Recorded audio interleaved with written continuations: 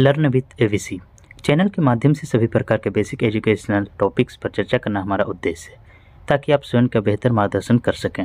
तो चलें, छात्र छात्राओं के उज्जवल भविष्य के लिए चैनल को लाइक, शेयर एंड सब्सक्राइब जरूर करें। धन्यवाद।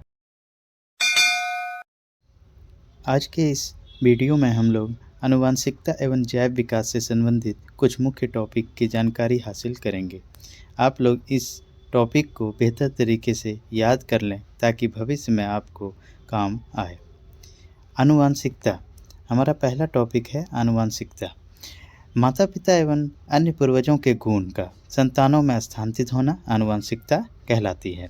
माता पिता एवं अन्य पूर्वजों के गुण का माता पिता का या फिर अन्य पूर्वजों का गुण जब उनके संतान तक पहुंचता है तो उसे ही आनुवांशिकता कहते हैं। जीव विज्ञान में आनुवांशिकता का अध्ययन जेनेटिक्स मतलब आनुवांशिकी के अंतर्गत किया जाता है।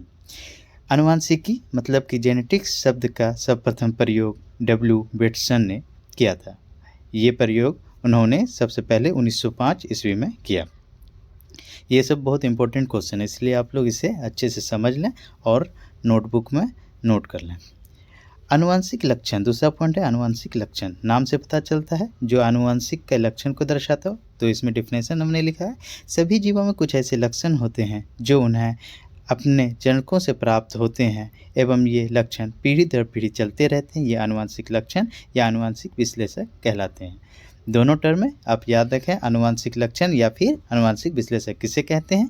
तो ऐसा लक्षण जो कि जनकों से प्राप्त होते हैं, जनक का मतलब हो गया माता पिता से प्राप्त होते हैं या फिर दादा दादी, ये सबसे जो जनरेशन टू जनरेशन स्थानांतरित होते हैं उसे ही आनुवांशिक लक्षण कहते हैं। उसके बाद तीसरा टॉपिक है विश्व में युग्मी मतलब कि हेट्रोजाइगस। हेट्रोजाइगस क्या है? तो वे जीव जिसमें विपरीत विश्लेषकों के एलील होते हैं, मतलब कि एलील जैसे कि आप देख रहे हैं T, कैपिटल T और स्मॉल t। ऐसे तो हम आप लंबा कहेंगे, लेकिन क्या है इसके अंदर कुछ गुण मतलब कि बौना का भी कुछ गुण इसके अंदर रहता है, तो इसको हम क्या कहेंगे? हेट्रोजाइगस कहेंगे। उसके बाद है होमोजाइगस, वे जीव जिसमें समान विश्लेषकों के एलील होते हैं, जैसे कि आप जिसको आप कह सकते हैं प्योर शुद्ध लंबा और शुद्ध बौना। जैसे कि दिया है कैपिटल T, ये खुद में क्या है? शुद्ध लंबा, और दूसरा है बौना के लिए दिया है स्मॉल t और स्मॉल t। फिर पांचवा पॉइंट है प्रभाविता, जिसको डोमिनेंस कहते हैं। वह जीन जो F1 पीढ़ी में प्रकट होते हैं, जिस जीन का गुण जो दर्शाता है F1 पहली पीढ़ी में दिखाता है उसे ही प्रभाविता कहते हैं। उसके बाद ओ प्रभावी, जो कि नाम से ही पता चलता है कि ओ प्रभावी मतलब कि जो प्रभावी नहीं हो। वे जीन जो प्रभावी जीन के समक्ष प्रकट नहीं होता है, जो कि अपने आप को प्रदर्शित नहीं करता, उसे ही वो प्रभावी कहते हैं। उसके बाद है जीनी प्रारूप, जिसको हम कहते हैं जीनोटाइप। ज़्यादातर आजकल क्या है इंग्लिश टर्म ही यूज़ हो रहा है जीनोटाइप और फिनोटाइप का, इसलिए आप लोग ध्यान रखें कि जीनोटाइप क्या है? जीव का जीन व आधार पर प्रारूप, जैसे कि कैपिटल T जो उसके प्रारूप को दर्शाता है कि दोनों कैपिटल T क्या है? जीनी प्रारूप के रूप में क्या है? इसका जीनोटाइप रेशियो है, शुद्ध लंबा है, या फिर दोनों बौना के लिए इस्तेमाल किया गया है स्मॉल t और स्मॉल t।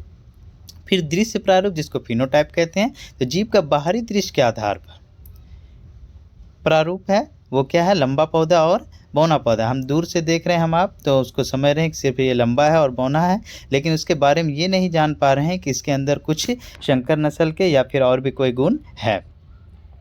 उसके बाद आपका 9वां पॉइंट है सूक्ष्म विकास। नाम से पता चलता है सूक्ष्म विकास मतलब छोटा विकास दिया है, छोटे क्षेत्र में होने वाला विकास क्या कहलाता है? सूक्ष्म विकास कहता है। जैसे उदाहरण के रूप में NCERT की किताब में आपका दिया हुआ था भृंगों के बारे में, तो भृंग के शरीर के रंग में जो परिवर्तन हुआ था वो भी एक सूक्ष्म विकास था, ठीक है।